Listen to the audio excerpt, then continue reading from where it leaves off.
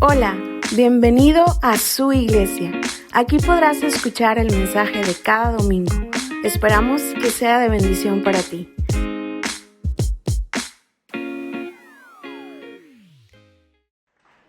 Los niños pueden pasar a su clase el día de hoy. Estamos muy contentos hoy de poder estar juntos, de poder estar reunidos y también, además de saludar a todos los que ya están aquí, que están reunidos aquí en casa, queremos saludar a todos los que están conectados vía internet desde sus casas, ¿verdad? A través de la plataforma de Instagram. Denles un aplauso, por favor. Vamos a cambiar una contraseña, ¿verdad? Porque no tengo wifi para transmitir.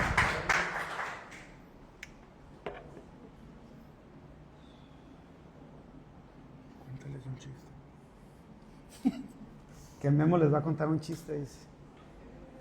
Oigan, pues estamos muy contentos por todo lo que Dios está haciendo en este tiempo, lo que está pasando cada día, cada vez que nos reunimos y cómo nos está preparando para algo a través de la ciudad. Entonces, he estado hablando de una visión, y quiero empezar con eso para los que nos están viendo por internet y los que están aquí también.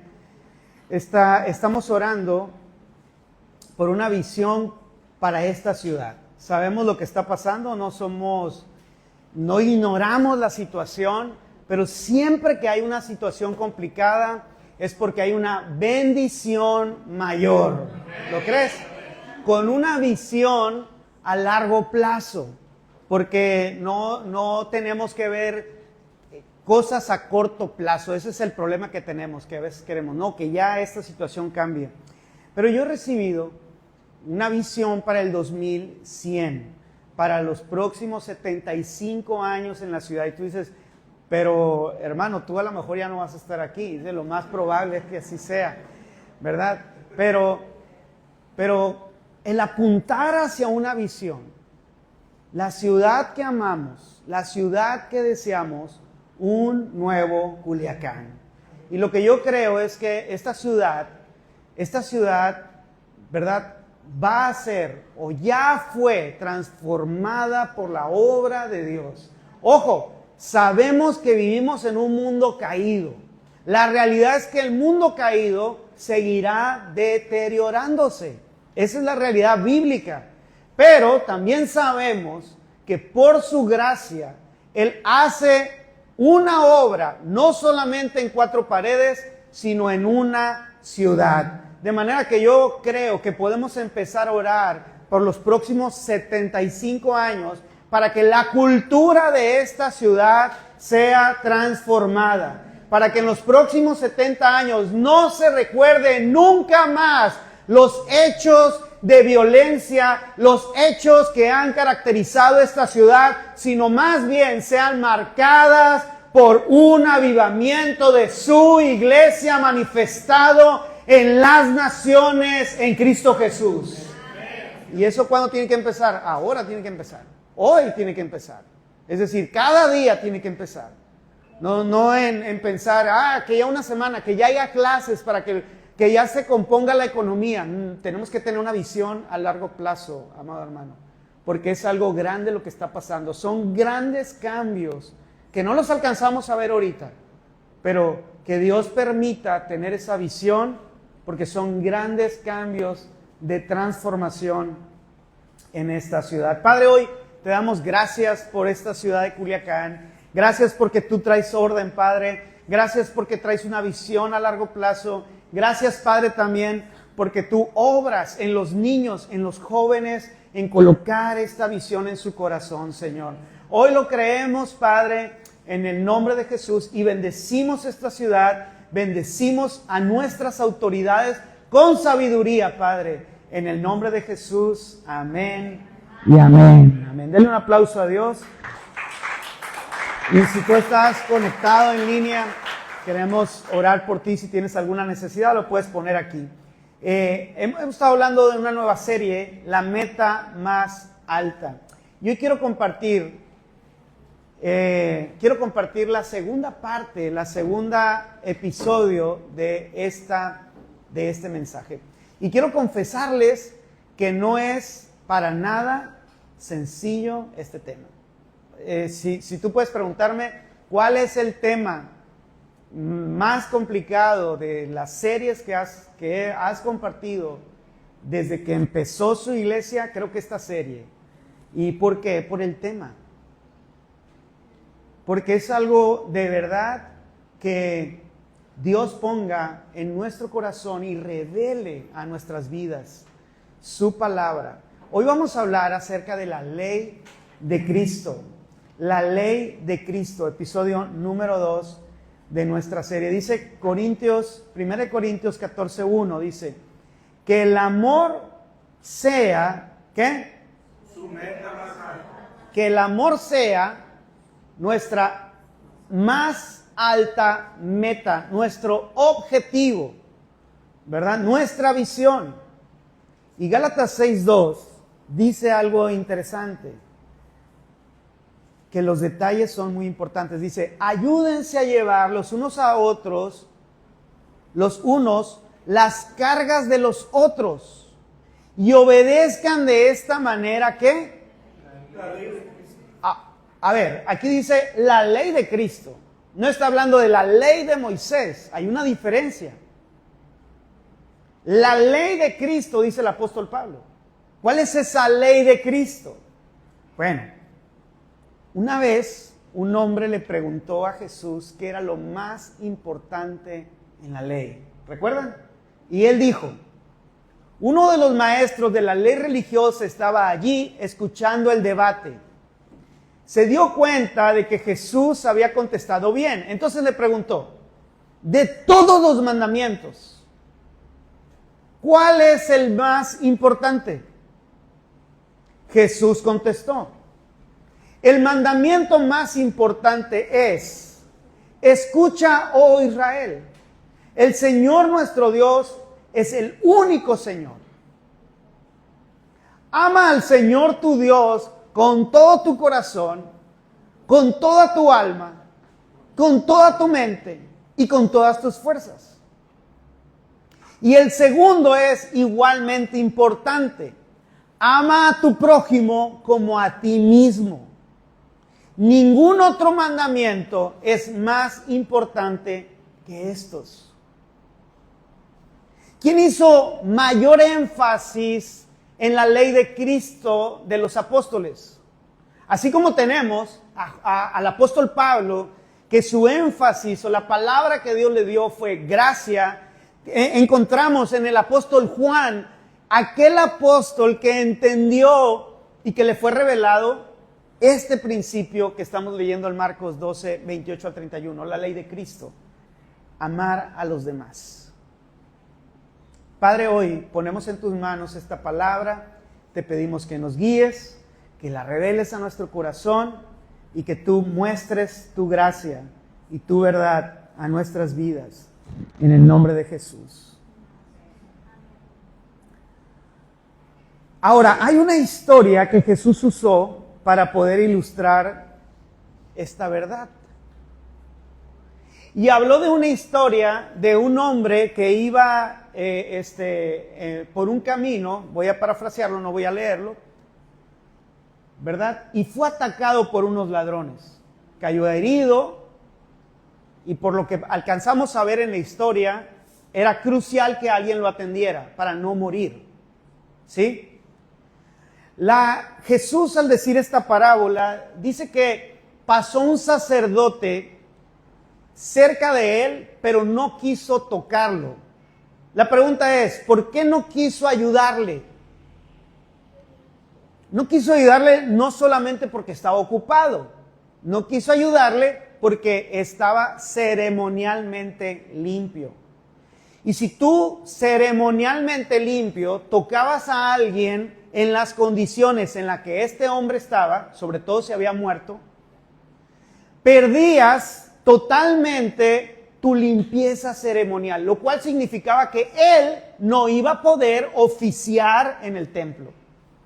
¿Sí me explico? No es solamente que él no sintiera ayudarlo. Claro, él es humano, sintió al verlo. Pero dijo, hay algo mayor, la ley es mayor. Su ley era mayor. También pasó un levita, la misma situación. Estaba ocupado y dice que lo vio, que pasó de largo. Y él también estaba ceremonialmente limpio. Si tú no estás ceremonialmente limpio, no puedes ministrar. ¿Verdad? Sin embargo, pasó un samaritano.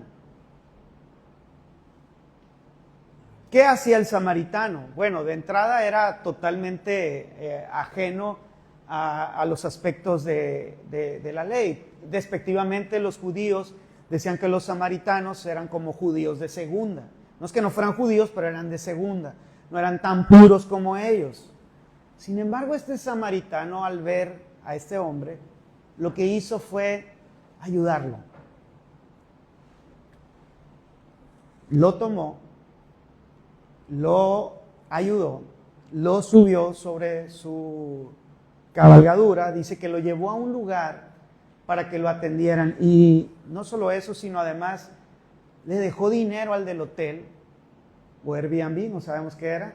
A lo mejor por su teléfono rápido hizo la reserva, ¿verdad? Y le dijo, te voy a dejar dinero al mesonero para que cualquier cosa que él necesite, tú se la des. Si necesita comida, si necesita agua o lo que sea, el dinero es suyo. Y aquí está. Y Jesús tomó esa historia. Porque el hombre le preguntó, ¿y quién es mi prójimo? Y yo pienso en esto. ¿Qué pasaría si hoy aplicáramos este principio a nuestras vidas? Como Nabal y Marta, que son una pareja ejemplar de la iglesia. Pero una mañana Nabal estaba demasiado ocupado. Su pequeño hijo estaba ansioso por preguntarle algo, pero él parece que estaba enojado, molesto. Cuando él le quiso hablar, él lo regañó, porque él estaba demasiado ocupado como para perder el tiempo esa mañana. Esa mañana tenía una junta importante con los directivos de la empresa, donde tenía que entregar los resultados. No eran buenos. Su pequeño hijo no lo sabía, pero Nabal estaba demasiado ocupado porque contradictoriamente tenía que ir a trabajar para poderle dar comida a su hijo. El niño, triste, desilusionado por no poder encontrar en su papá lo que necesitaba, fue con Marta, su mamá. Una mujer ejemplar en la iglesia, sabía trabajar y hacía de todo. Pero ella estaba muy ocupada. Tenía que revisar todos los estados de WhatsApp, tenía que revisar todos los estados de Instagram, tenía que ver las plataformas de Chain para ver qué es lo nuevo que había salido. Y además iba a grabar un live, no sé cómo pronunciarlo correctamente, sobre cómo ser una madre ejemplar. Entonces ella no tenía el tiempo para poder hacerlo. ¿Quién es mi prójimo? ¿Dónde realmente está esta verdad y este principio en nuestras vidas? Yo quiero que pongas mucha atención, porque para poder llegar a esta meta más alta, necesitamos alinearnos a la ley de Cristo.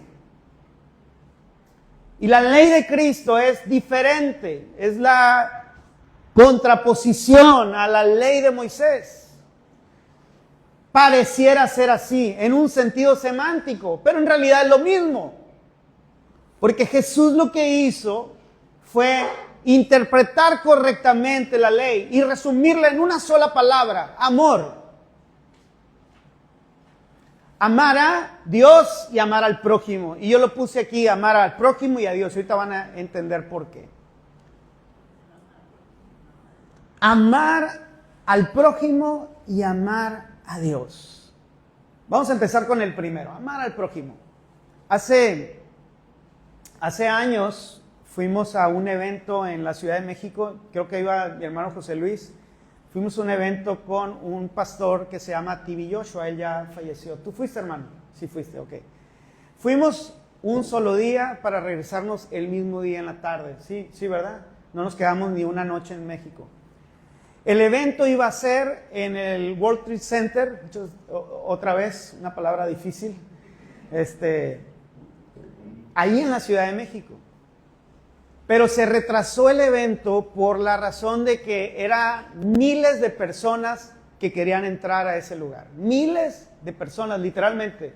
Duramos horas porque Protección Civil no permitía que el evento se realizara porque el salón donde se iba a hacer era muy pequeño para la cantidad de gente. Y de hecho se llenó el salón y a toda la demás gente la dejaron afuera. Nosotros fuimos de los pocos que pudimos entrar al salón, pero se retrasó muchísimas horas. Habíamos pagado el vuelo para irnos el mismo día y regresarnos la misma noche, no quedarnos, solo ir al evento.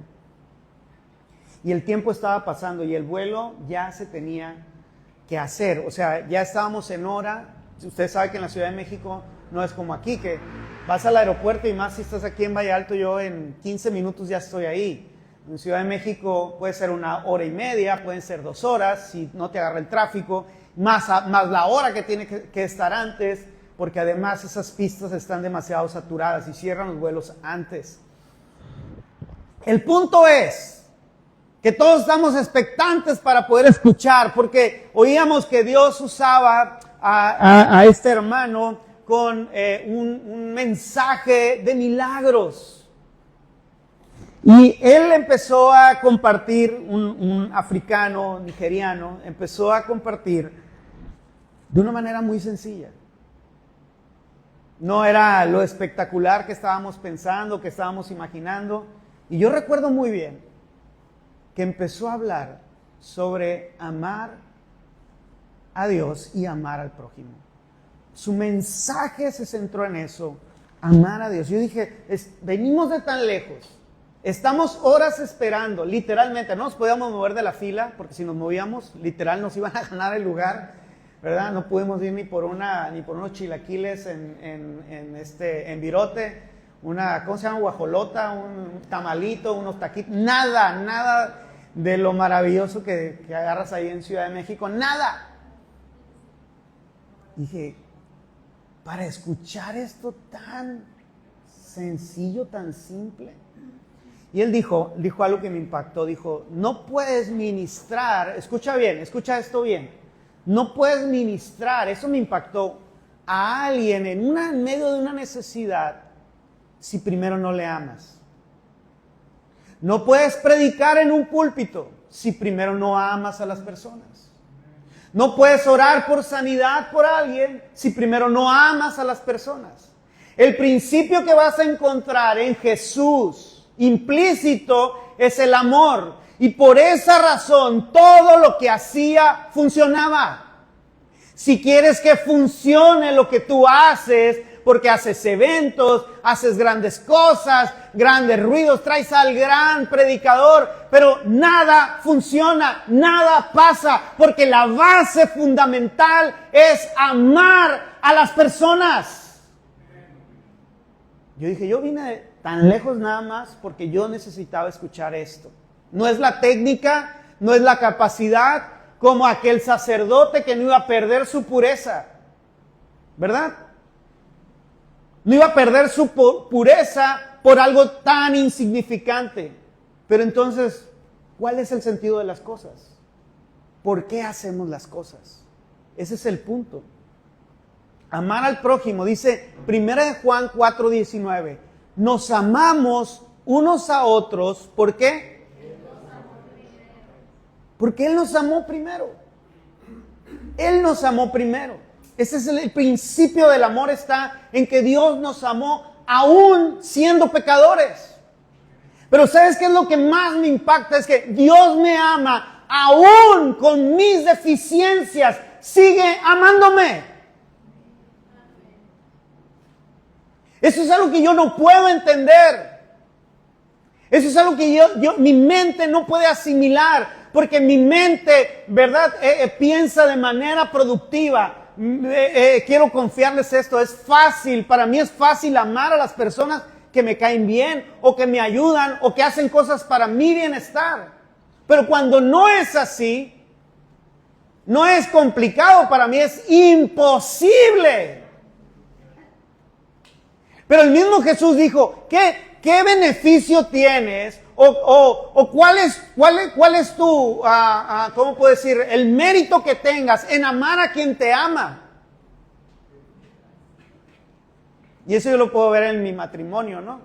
Para mí es fácil amar a Ruth porque ella es muy fácil de amar.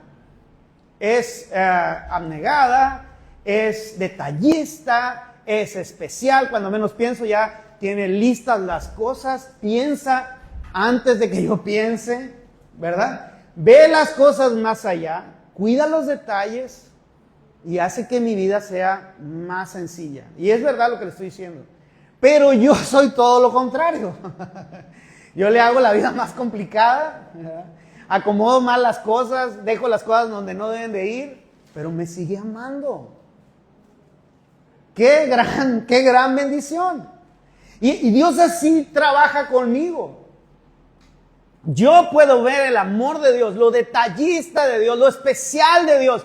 Derrama tanta gracia, derrama tanto amor sobre mi vida que yo no logro comprenderlo. Cada día. Y lo que dice la palabra es, amar a mi prójimo es, número uno, levantarlo. Levantarlo. ¿Por qué? Lo leíamos en Gálatas 6:2, dice, ayúdense a llevar los unos las cargas de los otros. Y obedezcan de esa manera la ley de Cristo.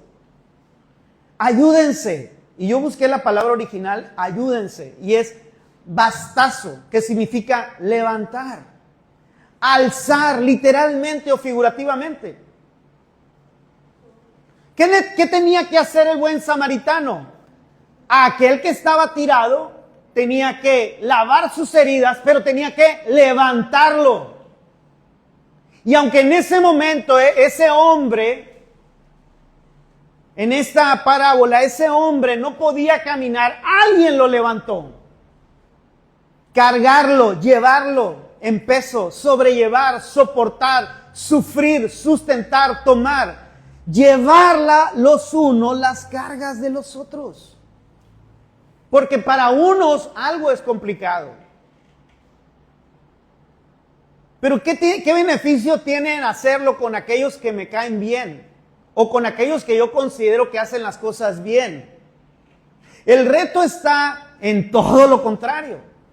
¿Verdad? El ejemplo de levantarlo, cuando yo leí esto, me acordé de Aarón y Hur, que estaban con Moisés. Moisés era el líder, pero ellos levantaron las manos de Moisés para que el pueblo pudiese prevalecer. Cuando tú y yo como iglesia entendemos el sentido del cuerpo de Cristo y que estamos aquí como iglesia porque el amor es lo que nos une, entonces levantamos las manos los unos de los otros.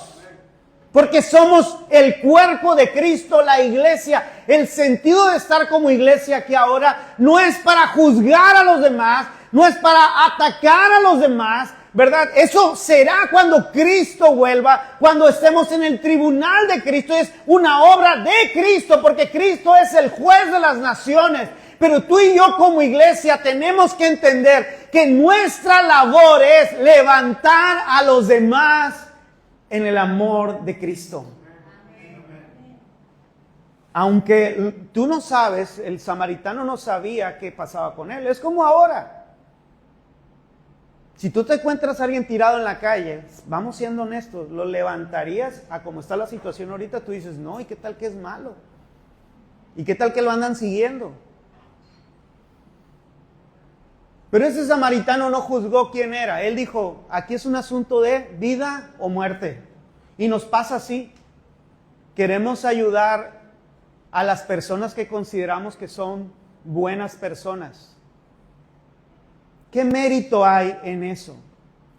Amar al prójimo no solamente es levantar, sino edificar. Edificarlo. Amar al prójimo es edificarlo. Si alguien afirma, 1 Juan 2, 9 al 11, vivo en la luz, pero odia a otro creyente, fíjense lo que dice, a otro creyente, esa persona aún vive en la oscuridad. El que ama a otro creyente vive en la luz y no hace que otros, ¿qué? Tropiecen. Hay algo que me impacta en Juan y que tienes que entender la palabra. Yo te voy a dar mi metodología de predicación. Y a los que comparten o que están viendo en línea también o que en algún momento van a compartir. Cuando yo empecé a predicar, yo usaba los comentarios bíblicos, varios comentarios bíblicos, y estudiaba algo para poder reforzar lo que iba a compartir. Pero entonces empecé a hacer mi devocional y empecé a anotar mis propias notas de lo que yo recibía. Sin darme cuenta que estaba Dios a través de eso construyendo una metodología. Ahora, cuando yo voy a ir a 1 Juan 2, 9, 11, yo voy a buscar en los diferentes años lo que Dios me ha hablado. Yo te estoy compartiendo lo que Dios ha hablado a mi vida, conforme a la palabra de Dios. La palabra fresca, revelada de parte de Dios a la vida de su iglesia para el momento específico. No lo que dijo aquel autor, no estoy diciendo que eso está mal, está bien para mí al principio, para acomodarme sobre eso, pero la pregunta es, ¿y Dios a ti qué te ha hablado? ¿Qué es lo que Dios ha hablado a ti? Y a mí me impacta Juan, porque Juan empieza a hablar sobre el pecado, sobre la justicia, alguien que, ¿verdad?, que ha venido a la luz, no peca, y luego después habla del amor, y tú dices, está abordando diferentes temas. No, es el mismo tema. Su tema es el amor, la ley de Cristo, el amor. Es decir, alguien que practica la justicia, escúchame bien, alguien que practica la justicia es alguien que ama. Voy a volver a decirlo, alguien que practica la justicia es alguien que ama. ¿Quieres entender algo práctico? El sacerdote que no levantó a ese hombre tirado en la verdad, él cumplió la ley. Cumplió la forma. Pero no manifestó el amor. De manera que no vivió la justicia. Alguien justo no es alguien que se pone cierta ropa, no es alguien que habla de cierta manera, no es alguien que hace ciertos ritos, no es alguien que vive ciertas formas, no es alguien que habla de tal manera, no es alguien que dice que tiene la sana doctrina, es alguien que ama. Eso es justicia. Esa es la meta más alta en la palabra de Dios. Y ¿sabes algo? Las piernas me tiemblan ante eso. Porque yo puedo conocer la forma, puedo pensar que conozco y predico la verdad y que predico la sana doctrina.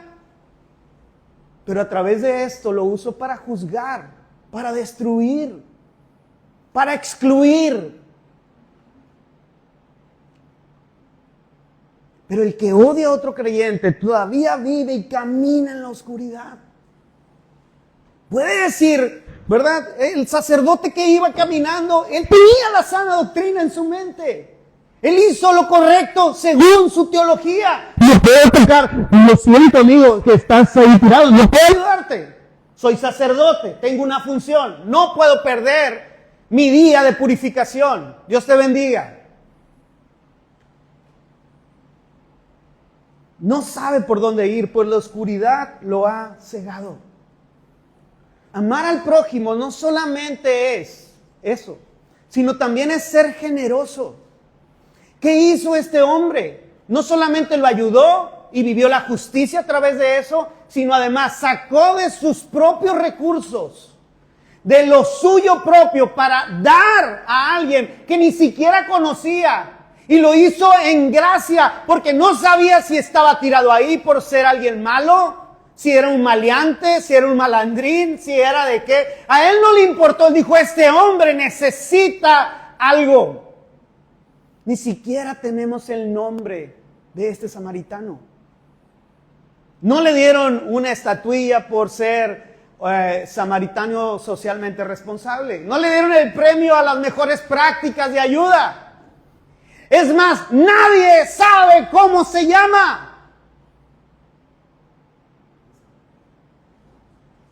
Amar al prójimo es ser generoso en recursos. Miren, fue lo que él hizo y conocemos. 1 Juan 3, 16 al 17 dice, conocemos lo que es el amor verdadero porque Jesús entregó su vida por nosotros. De manera que nosotros también tenemos que dar la vida por nuestros hermanos. Es algo muy fuerte. Pero luego lo lleva a algo sencillo, como para un test. Como si alguien dijera, si hubiera un Pedro entre nosotros que dijera, yo sí doy la vida por mis hermanos. Y te da un test, te dice, si alguien tiene suficiente dinero para vivir bien y ve a un hermano en necesidad, pero no le muestra compasión, ¿cómo puede estar el amor de Dios en esa persona? Es decir, la generosidad refleja esto en nuestras vidas. Refleja de manera práctica, algo sencillo, sí, ¿verdad? Si no puedo ser fiel en lo poco, no puedo ser fiel en lo mucho. Y esto fue lo que hizo este hombre. Fue generoso, pero no solo fue generoso en recursos, porque eso es fácil. Tú como papá puedes ser generoso en recursos para tu casa y decir, es que en mi casa no falta nada, hay mucho dinero, hay muchas cosas, hay el mandado, todo está ahí. Pero este hombre no solo fue el samaritano generoso en recursos, sino en gracia. Y eso es lo que la Biblia nos enseña. Dice 1 Juan 4:10, dice, en esto consiste el amor verdadero. Y a mí me llama la atención cuando leo eso. Y esto yo lo construyo en una pregunta, digo, ¿cuál es el amor verdadero? El amor verdadero no es que nosotros hayamos amado a Dios. Y fíjense, este verso es clave, porque entonces voy a entender el amor de Dios a través de él. Muchos no logran entender el principio de amar a Dios porque están pensando, ¿cómo yo puedo amar a Dios? Y ese es un error. Estás pensando en tu mente, estás pensando como humano. No es que nosotros hayamos amado a Dios, sino es que Él nos amó a nosotros. ¿Alcanzas a ver la profundidad, Nitro? ¿Alcanzas a ver? Es decir, para yo poder amar a Dios, necesito recibir de su amor. Porque Él me amó a mí. Para yo poder amar a mi esposa, necesito recibir del amor de Dios. Y quiero que me escuchen los jóvenes, los jovencitos, adolescentes, hombres, mujeres. Si tú quieres tener un matrimonio de éxito, necesitas encontrar a alguien que ame a Dios.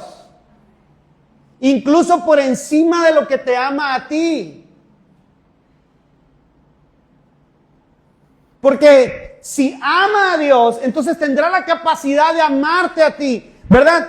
Puede tener la capacidad de hablar palabras bonitas, puede ser alguien que a ti te guste mucho, puede ser alguien demasiado atractivo, puede ser alguien que tiene feria, pero si no ama a Dios, estás viendo, y no estoy diciendo que sea alguien religioso, estoy diciendo que ame a Dios. ¿Y cómo amará a Dios? Porque ha sido amado por Dios.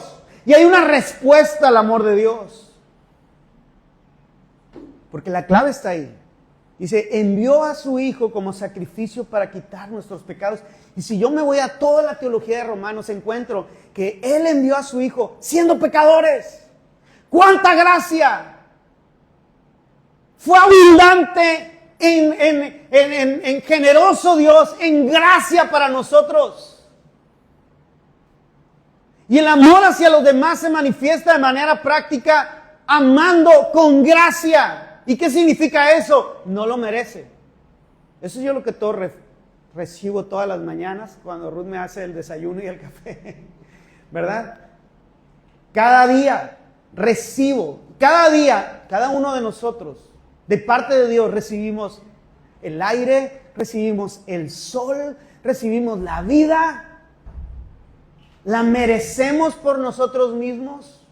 por nuestros buenos actos, pero sin embargo nuestro Dios es generoso. Es generoso. En todo momento y en todo tiempo. Ahora, ¿qué limitantes hay, verdad? Pensando en esta meta alta y pensando en lo que limita a veces la productividad cuando tú quieres lograr ciertos objetivos. Hay limitantes para poder amar al prójimo. Y el primer limitante es el juicio. Juzgar, pensar yo que para poder juzgar, yo tengo que sentirme que yo estoy en lo correcto. Y ese es el problema que tenemos todos nosotros. Nos sentamos sobre el trono del juicio para determinar que yo, empiezo con eso en mi mente, que yo estoy en lo correcto. Y que el otro está en lo incorrecto. Que yo soy el que sé y que el otro no sabe.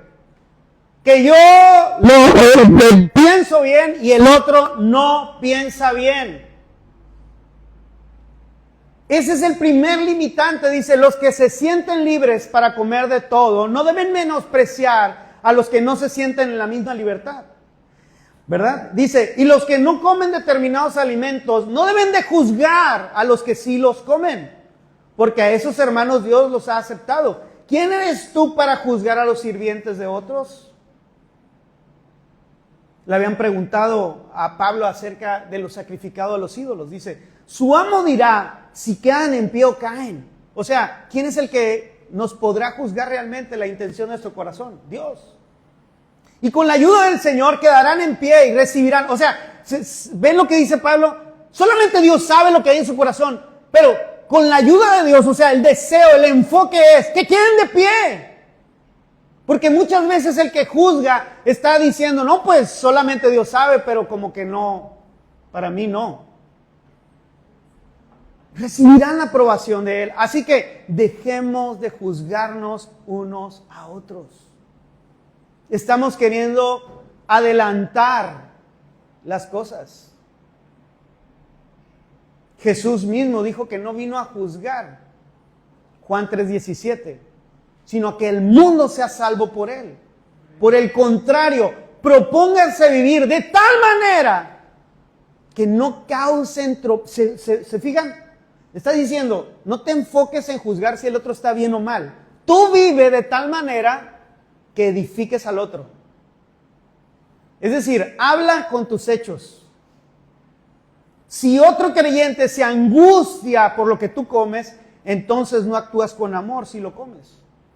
Es decir, aún mis acciones, cuando vivo en comunidad, cuando vivo en cuerpo de Cristo, tengo que entender que mi libertad no puede atar a los demás. Lo que pienso que es mi libertad, sino por amor yo actúo en base a una vida comunitaria, como en la casa. ¿Por qué tenemos que ser ordenados? ¿Por qué tenemos que limpiar? ¿Por qué tenemos que arreglar? Porque vivimos en comunidad y por amor a los demás, ¿verdad? Si hay una mujer en casa y hay otros hombres, el caso mío, pues Ruth es la única mujer. Entonces, por amor, el que va al baño, a la taza del baño, va a limpiar la taza del baño porque sabe que hay una mujer que va a ir a hacer del baño. ¿Verdad? Creo que esta revelación estuvo muy profunda, ¿verdad? Porque dices, sé que alguien más va a venir y que va a usar el baño y es una mujer y se va a sentar. Entonces, ¿sí me explico? Vivo en comunidad. ¿Por qué limpio y por qué mejoro mi espacio? Porque vivo en comunidad. ¿Cómo Dios decidió que viva la iglesia? Como cuerpo, unidos. Y yo hago cosas en amor por los demás que incluso a mí me incomodan o que incluso a mí me sacan de mi confort, pero es porque amo a los demás. Dice, no permitas que lo que tú comes destruya a alguien porque en Cristo murió. Y qué tremendo esto, amado hermano. porque he visto tanta gente desanimada por las acciones. Pero somos fáciles para juzgar. Somos fáciles para determinar quién está bien, quién está mal. Y ese es un limitante para que vivamos el amor de Dios. Y Dios nos está llamando a volver a este principio. La iglesia manifiesta el amor de Dios. La iglesia, el cuerpo de Cristo, es el lugar del desarrollo, ¿verdad?, del amor de Dios entre nosotros, manifestado en Cristo Jesús como cuerpo. Manifestamos el amor a través de eso. Segundo limitante, la envidia. Dice, este es el mensaje que ustedes han oído desde el principio, que nos amemos unos a otros. No debemos ser como Caín, quien pertenecía al maligno y mató a su hermano. La pregunta es, ¿y por qué lo mató? Dice. Caín tuvo envidia de su hermano. Y es la historia de la Biblia, la persecución hacia los demás. Porque Caín, dice, Caín hacía lo malo y sus hermanos lo recto. Pero ¿qué creen que pensaba Caín? Él no pensaba que hacía lo malo. Él dijo, yo hice lo correcto. Abel, ¿verdad? Yo tomé de mi cosecha y la presenté a Dios. Y yo he escuchado tanta gente que incluso usa eso para hablar del darle a Dios. Toma de lo mejor y dale lo mejor. No, el punto no fue que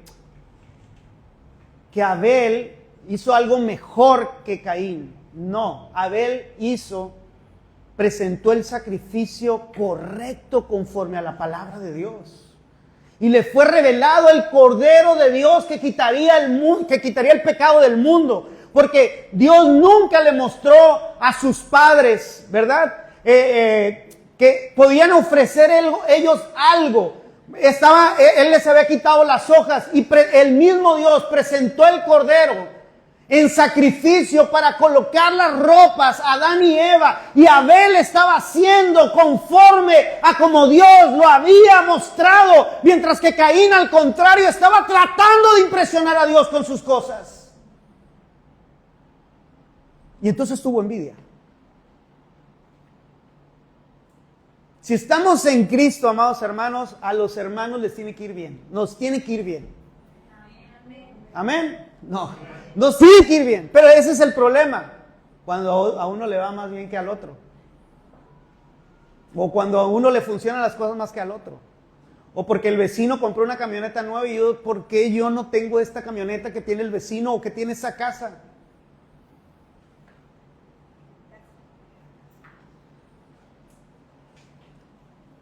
Entonces, la Biblia dice, gózate con los que se gozan.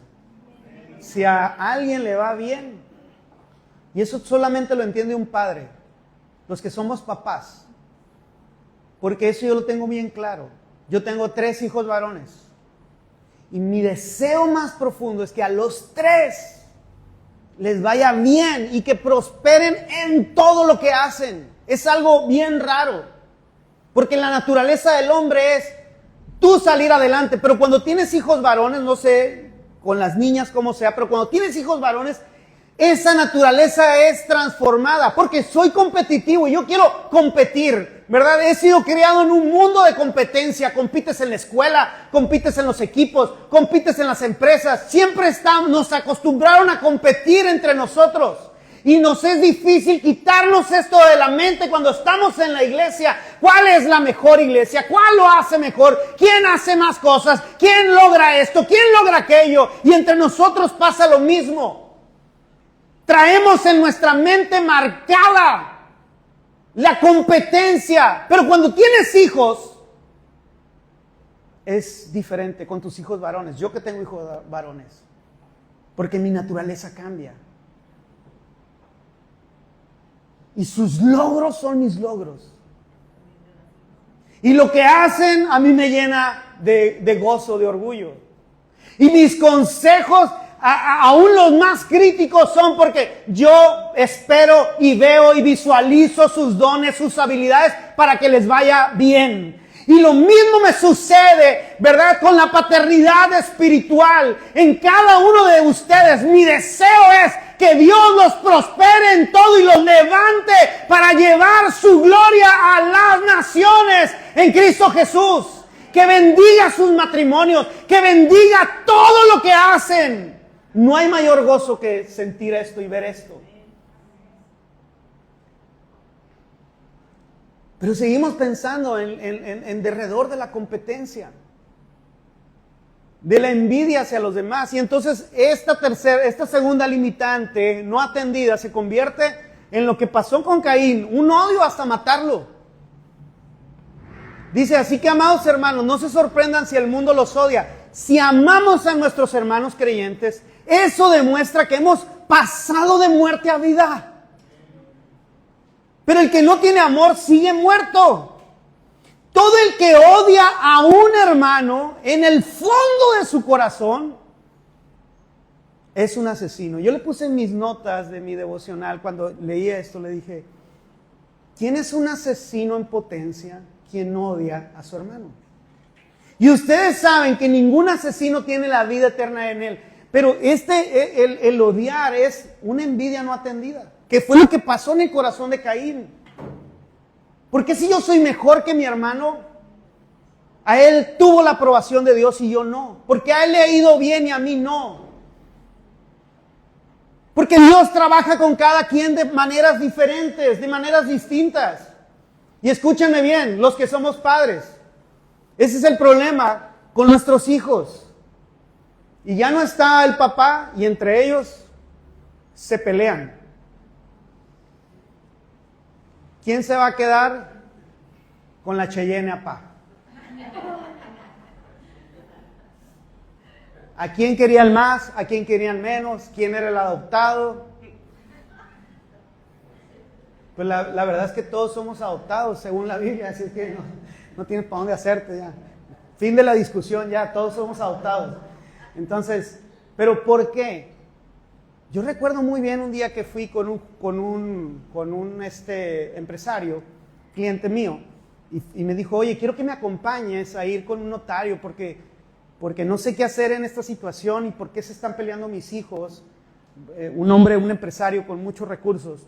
Y me acuerdo que nos sentamos con el notario y dijo, me impactó mucho porque él tiene este empresario tiene 3 hijos varones, igual que yo, puros hombres, no tuvo niñas. Y le dijo, oiga, es que no sé qué hacer y cómo arreglar las cosas porque pues, su empresa ya está evaluada en millones de pesos, mucho dinero. Y mis hijos no se ponen de acuerdo, dice, y yo no sé qué voy a hacer. Y no sé por qué, dice. Si se criaron juntos, estaban juntos en la casa, comían juntos. Dice, sí, dice, pero una cosa son las nueras, le dijo. Yo me quedé, dije, porque una nuera va a decir, ¿por qué él le va más? ¿Por qué tiene mejor camioneta?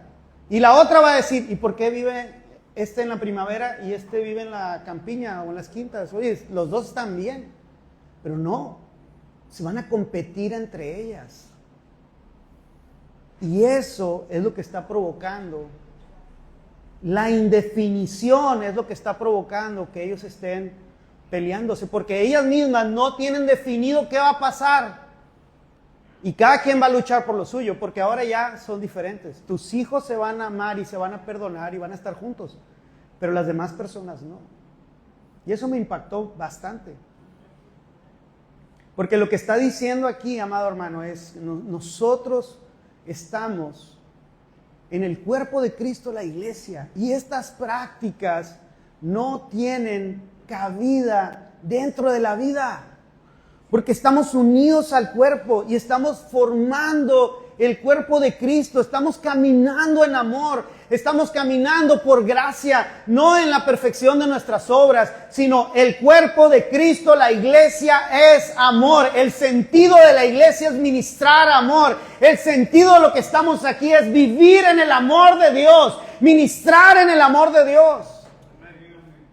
Así es que de manera práctica, ahora, ya vimos lo del prójimo, ya vimos los limitantes, pero ahora, ¿cómo amar a Dios? Y ya te di una pista en lo que te dije hace un momento. ¿En qué consiste el amor verdadero? No en que hayamos amado a Dios. Ese es el problema de muchos cristianos que viven la vida tratando de hacer sentir que agradan a Dios y que Dios los va a amar porque lo agradan. Ese es el ejemplo de nosotros como hijos, porque muchos de nosotros crecimos sin la figura paterna y estábamos buscando agradar a alguien. O si estaba la figura paterna, pero eran muchas personas que competían contigo, la misma competencia. Y pensamos que en Dios es igual. Voy a competir para que Dios me ame. Y nos cuesta trabajo entender que Dios ya me ama en Cristo Jesús. Porque ¿quién es el prójimo? En la historia, ¿quién es el prójimo? Ese es el principal error. ¿Quién es el prójimo?, le pregunta el hombre. ¿Quién es el buen samaritano? Y pensamos que el mensaje se trata en que tú y yo seamos el buen samaritano. El buen samaritano, amado hermano, ese es el problema, que queremos tomar el lugar de Dios. El buen samaritano es Cristo Jesús.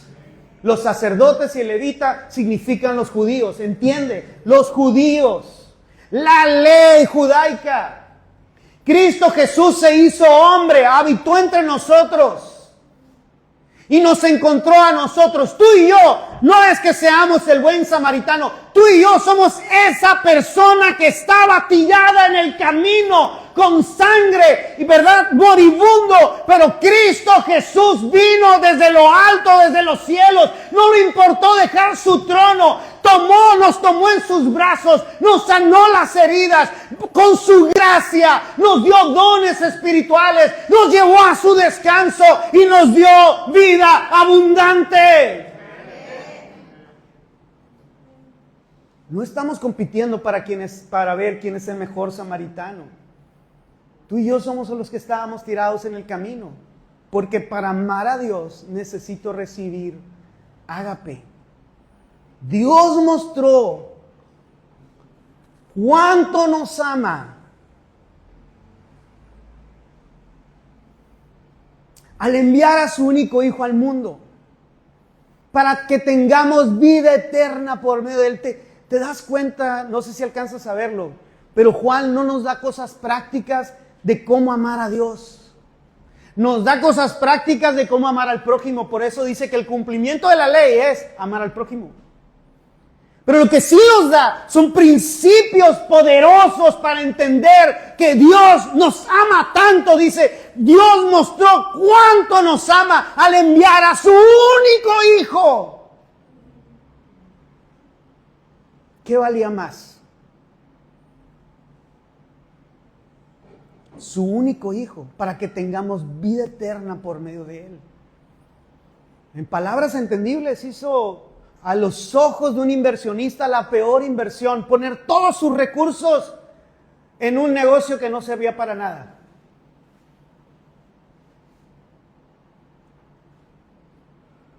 El problema no es ese, porque él sabía lo que estaba haciendo. El problema es que tú sigues pensando lo mismo, que no sirves para nada, que no vas a cambiar. Sigues pensando de la misma manera, viviendo en el mismo pecado, porque estás convencido que no hay lucha. Pero en el momento en que te sea revelado cuánto Dios te ama, tu vida va a ser transformada. Ya no necesitarás del pecado, ya no necesitarás de ninguna otra cosa, porque el amor de Dios absorberá por completo todo tu ser para entonces manifestar amor. No puedes dar lo que no tienes. Para amar a Dios necesito confiar. Nosotros sabemos cuánto nos ama Dios y hemos puesto, y le puse el subrayo ahí yo, porque los detalles son los que importan. Hemos puesto nuestra confianza ¿en dónde? Wow. Porque yo confío que estoy seguro en mi salvación. Porque yo confío que cuando Cristo venga yo me voy a ir con Él.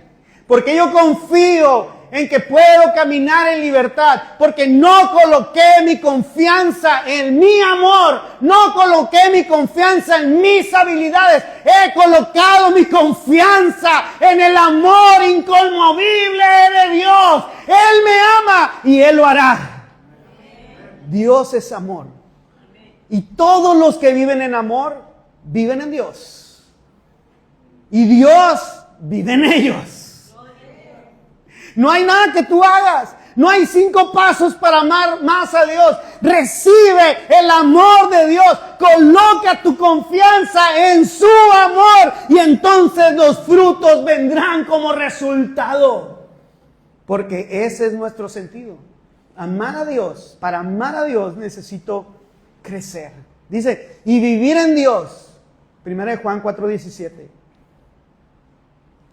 Y al vivir en Dios, nuestro amor, ¿qué pasa? Crece. Por eso es la meta más alta.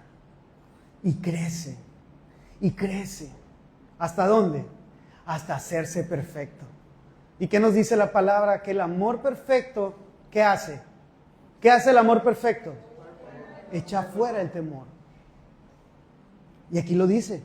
Por lo tanto, no tendremos temor en el día del juicio. No tendremos temor en el día del juicio. Escuché a un pastor que predicaba que él no creía en el rapto porque cuando era niño escuchaba que lo asustaban y que va a venir Cristo y que y que acá y que allá. Y no es un problema teológico. Es un problema de no entender el amor de Dios. Porque no estoy fundado en mis acciones. Cuando Cristo venga, Él no viene, ¿verdad?, por mis acciones. Cuando Cristo venga, viene por aquel que ha confiado en Él, que ha creído en Él. Alguien que está dentro de la casa y que los dinteles de la puerta han sido marcados. Y yo estoy dentro, estoy en Cristo y Cristo está en mí y yo vivo en Él y en Él se manifiesta el amor. Y Él viene por aquellos que lo han recibido y que viven en Él y Él vive en ellos. Sino que podremos estar ante Dios con confianza. Porque ¿dónde coloqué mi confianza? Es como si yo hubiera agarrado mis recursos para invertirlos y los pongo en alguien, en una persona que no conozco y él me dice, oh, yo voy a hacer que esto se convierta en 10, dámelo. Y no sabes ni quién es. ¿Qué va a pasar con todos esos recursos? Y esa película la he visto muchas veces. Pero cuando agarras sus recursos y lo colocas en una institución confiable, en una institución bancaria confiable, ¿verdad? El rendimiento, aunque no va a ser lo que el otro charlatán te prometió, va a ser un rendimiento seguro. Porque lo colocaste en algo seguro, en algo correcto. Entonces lo mismo pasa, si yo lo coloco en mí mismo, mi confianza no está en mí o en mis habilidades, mi confianza está en la seguridad de su amor, en que Él me ama. ¿Y por qué me ama? Porque Él me ama. No lo puedo explicar, no lo puedo decir, no lo puedo entender. No es algo en mi mente, es algo que solamente Dios hace, es algo que solamente Dios obra y es algo que tú y yo necesitamos hoy. Y es algo que tú y yo necesitamos experimentar el día de hoy. No puedes dar lo que no tienes. No puedes expresar lo que no has recibido. La identidad de la iglesia es el amor, su amor en nosotros. Y esa es la meta más alta a la que Dios nos ha llamado como su iglesia para este tiempo y para nuestras vidas. Y yo quiero que te pongas de pie, por favor. Ponte de pie.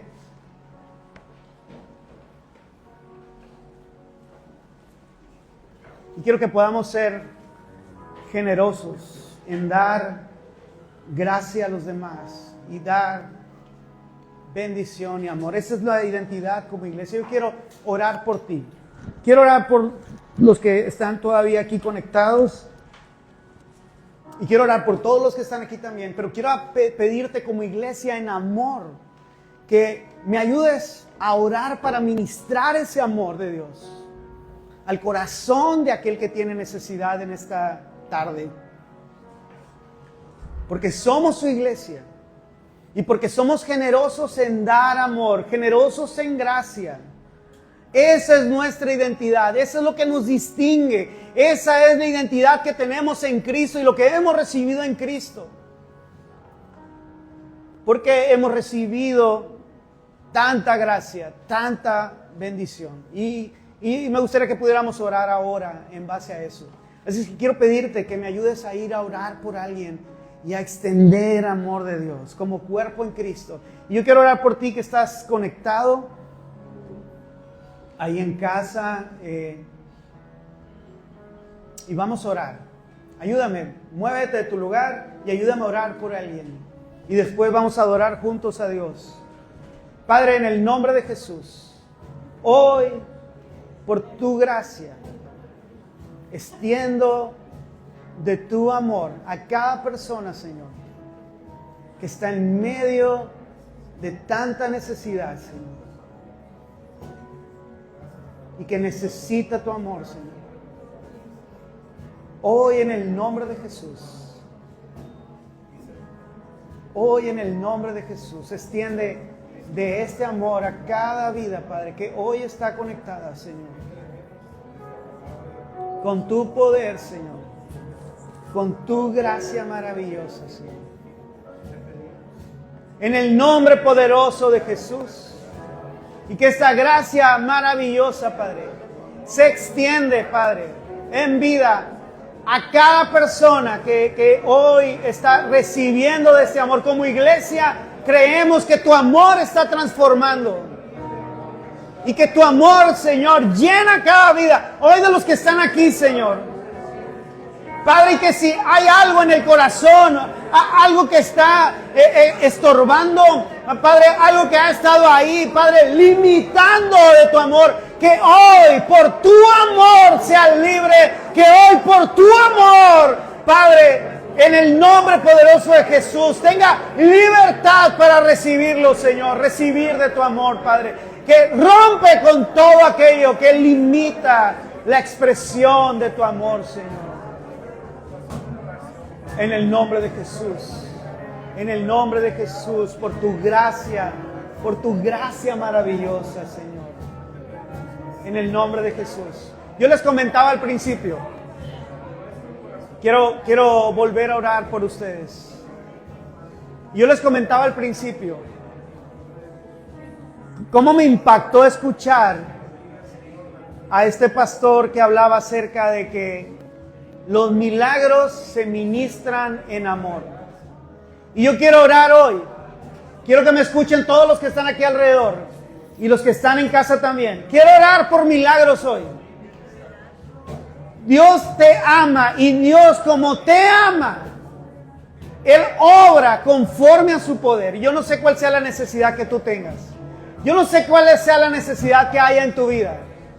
Ahora, yo también no sé cuando Dios quiere hacer las cosas que Él quiere o como Él quiere. En su amor, Él te lo mostrará. Pero hoy como iglesia oramos por milagros en el nombre de Jesús. Y quiero que me ayudes a orar por alguien más, por milagros hoy. Un milagro en su vida, en el amor de Dios. Y yo voy a orar por los que están conectados también. Acércate con alguien, porque hoy creemos en milagros de parte de Dios. Por su amor. Padre, en el nombre de Jesús, hoy extendemos bendición y vida, Padre, para cada necesidad, por tu gracia maravillosa, Señor. Por tu gracia maravillosa, Señor. Padre, esta gracia maravillosa que viene de ti, Señor, hoy, en el nombre de Jesús. Yo no puedo comprenderlo, pero sé que tú lo haces, Dios. Y conforme a la necesidad, hoy oramos, Padre, creyendo en que tú obras milagros por tu amor, en el nombre de Jesús.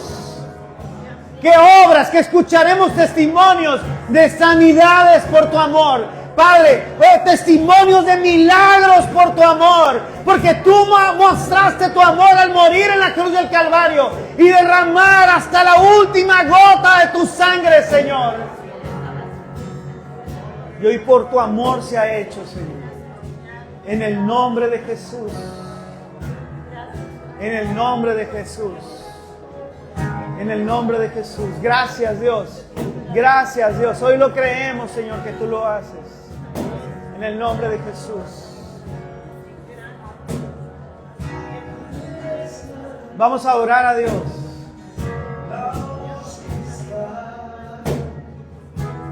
Vamos a adorar a Dios.